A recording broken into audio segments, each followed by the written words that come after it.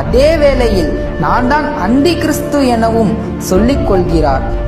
And Jesus Christ man, the second coming of Christ, I am. And Jesus Christ man, the second coming of Christ, I am. The Old Testament speak about me clearly, and the New Testament also. மேலும் இவர் சொல்லும் விளக்கம், அந்தி கிறிஸ்து என்றால் கெட்டவனோ சாத்தானோ கிடையாதாம். இரண்டாம் தடவை வரப்போகும் கிறிஸ்துவுக்கு வேதம் கொடுக்கும் பெயர்தான் அந்தி கிறிஸ்துவாம். அந்த இரண்டாம் தடவை வந்த கிறிஸ்து இவர்தானாம். இவர் உலகத்திற்கு வந்துவிட்ட காரணத்தினால் இனி நாசரேத்தின் இயேசுவை விசுவாசிக்க பின்பற்ற வேண்டிய அவசியம் இல்லையாம். இவரை விசுவாசித்து இவரை பின்பற்றினாலே போதுமாம். 666 Antichrist means do not put your eyes on Jesus Christ of Nazareth. Put it in Jesus after the cross. And that's you. That's me. இப்படி இவர் தன்னை கிறிஸ்து அந்தி கிறிஸ்து என்று சொல்லிக் கொண்டு அந்தி கிறிஸ்து தான் மெய்யாக இரண்டாம் தடவை வரப்போகும் கிறிஸ்து என்றும் விளக்கம் சொல்லி நானே கிறிஸ்து என்று கூறிக்கொண்டு அநேகரை வஞ்சித்துக் கொண்டு இருக்கிறார். அமெரிக்கா தேசத்தின் புளோரிடா நாட்டை சேர்ந்த இவர் ஏப்ரல் 22, 1946 பிறந்தார்.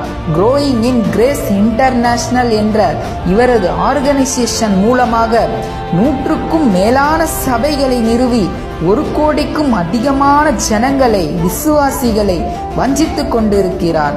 தனி நெட்வொர்க், தனி டிவி ஸ்டேஷன், மீடியா எல்லாம் இவருக்கென்று இருக்கின்றது. இவருக்கு மொத்தம் 2 மனைவிகள் உள்ளனர். இருவரையுமே டைவர்ஸ் செய்து விட்டார். இவரது சபையில் இவரை விசுவாசித்து இவர் போதனைகளின்படி நடக்கும் கோடிக்கணக்கான திரளான ஜனங்கள் இவருக்கு உண்டு.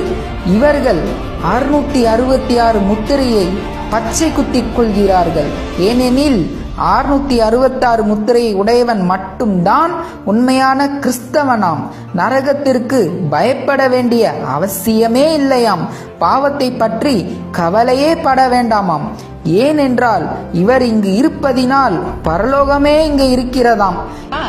He's here to teach us that we should reign in life, that there is no sin, and today we're honoring him with the symbol. இப்படிப்பட்ட இவரது கள்ள போதனையினால் அநேகர் வஞ்சிக்கப்பட்டு கொண்டிருக்கிறார்கள். மத்தேயு 24:5 ஏனெனில் அநேகர் வந்து என் நாமத்தை தரித்து கொண்டு நானே கிறிஸ்து என்று சொல்லி அநேகரை